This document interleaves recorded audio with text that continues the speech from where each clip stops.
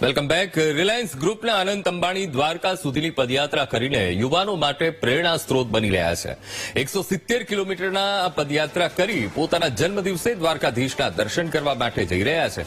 ત્યારે અનંત અંબાણી દરરોજ રાતના સમયે 10 થી 12 કિલોમીટર ચાલીને પદયાત્રામાં આગળ વધી રહ્યા છે.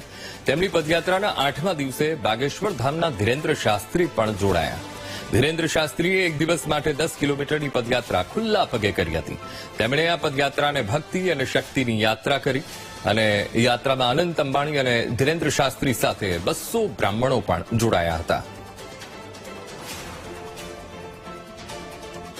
તો અનંત અંબાણી પદયાત્રા કરતા કરતા એ દ્વારકાધીશ જગત મંદિર દ્વારકાધીશના દર્શન કરવા માટે જઈ રહ્યા છે અને 8મો દિવસ થયો છે. 8મા દિવસે 81 કિલોમીટર જેટલું અંતર તેમણે કાપી લીધું છે.